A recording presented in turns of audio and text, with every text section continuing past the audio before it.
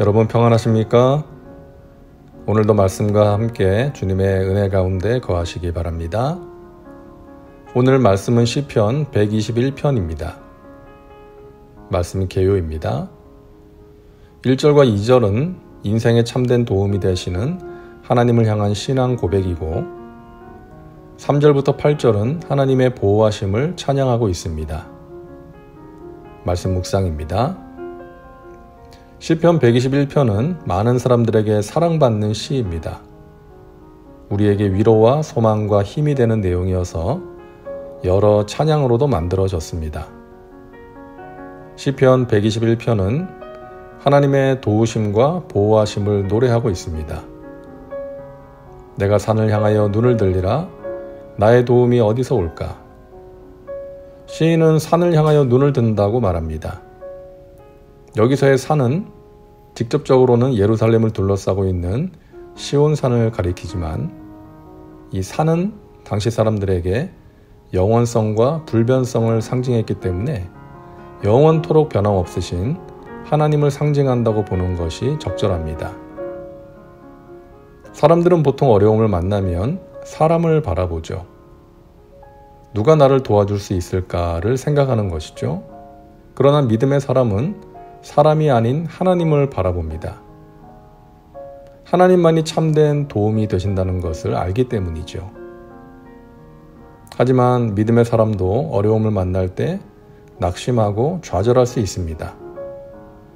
하나님을 바라보고 기도하지만 하나님께서 언제 도와주실지, 어떻게 응답해 주실지 확신이 서지 않을 때가 있습니다.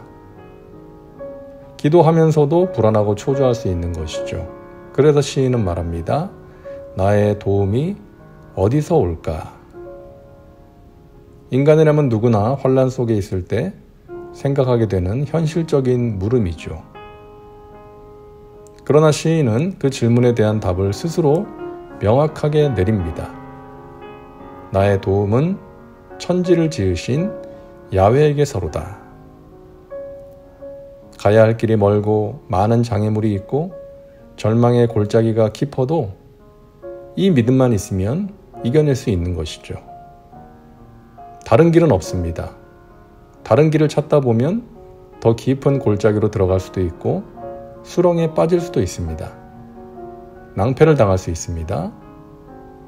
우리가 의지하고 도움을 구해야 할 분은 오직 하나님 한 분이십니다. 하나님만이 우리의 도움이 되십니다. 우리가 그 믿음으로 하나님의 말씀을 붙들고 살아가고자 할 때에 하나님은 모든 것을 동원해서 우리를 도와주십니다. 야훼께서 너를 실족하지 아니하게 하시며 너를 지키시는 이가 졸지 아니하시리로다. 이스라엘을 지키시는 이는 졸지도 아니하시고 주무시지도 아니하시리로다. 실족한다는 것은 발을 잘못 디뎌서 넘어지는 것을 의미합니다. 우리는 조급한 마음으로 급하게 가다가 발을 헛디뎌 넘어집니다. 잘못하면 언덕이나 절벽에서 굴러 떨어질 수도 있습니다. 몸과 마음이 지친 상태에서는 더더욱 그럴 위험이 많습니다. 그래서 먼저 조급한 마음을 다스려야 합니다. 하나님의 도우심을 구하면서 한 걸음 한 걸음 천천히 가야 합니다. 살다 보면 누군가의 말 한마디 때문에 실족할 수도 있고 죄에 대한 호기심으로 인해 실족할 수도 있습니다. 그러나 하나님은 졸지도 주무시지도 않으시기 때문에 우리가 알지 못하는 위기로부터 그리고 죄의 유혹으로부터 우리를 지켜주십니다. 우리에게는 평안을 주셔서 깊은 잠을 자게 하시고 하나님은 주무시지 않으시면서 우리를 위해 성실하게 일하십니다. 우리는 피곤하지만 하나님은 피곤하지 않으시기 때문이죠. 하나님께서는 다윗이 양을 칠 때 지켜주셨고 거인 장수 골리앗과 싸울 때에도 지켜주셨습니다. 사울 왕이 죽이려고 다윗을 찾았지만 지켜주셨고 수많은 전쟁과 배신의 아픔 속에서도 하나님께서는 다윗을 지켜주셨습니다. 다윗의 하나님이 우리의 하나님이십니다. 광야 같은 인생길을 걸어갈 때 우리를 지켜주십니다. 야훼는 너를 지키시는 이시라. 야훼께서 내 오른쪽에서 내 그늘이 되시나니 낮의 해가 너를 상하게 하지 아니하며 밤의 달도 너를 해치지 아니하리로다.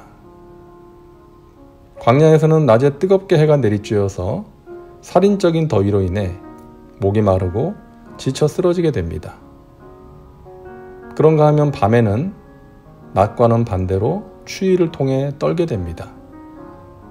그런 광야 같은 인생길에서 하나님의 백성들을 지켜주신다는 것입니다. 우리는 광야 같은 인생길을 걸어갈 때 하나님께 피해야 합니다. 야훼께서 너를 지켜 모든 환난을 면하게 하시며 또 내 영혼을 지키시리로다. 야훼께서 너의 출입을 지금부터 영원까지 지키시리로다. 환난을 면하게 하신다는 것은 환난을 당하지 않는다는 뜻이 아닙니다. 광야 같은 인생길을 걸어가는 자체가 환난입니다. 크고 작은 문제, 환난을 만납니다. 그러나 그 믿음의 백성들은 그 환난을 이기게 하신다는 것입니다. 그리고 하나님께서 우리가 만나는 환난을 통해서 하나님의 뜻을 이루시고 우리를 순금과 같은 존재로 빚으시는 것입니다. 하나님께서는 우리의 영혼을 영원까지 지켜주십니다. 실족하지 않도록, 지옥에 떨어지지 않도록 지켜주십니다. 우리가 해야 할 일은 그 하나님을 믿음으로 붙드는 것입니다. 나의 도움이 되신 하나님을 더욱 사랑하고 의지하는 것입니다. 말씀과 기도로 깨어있는 것입니다. 여러분, 하나님께서 우리를 응원하고 계십니다. 일어나 걸어라. 내가 새 힘을 주겠다. 내가 너를 도와준다. 라고 말씀하십니다.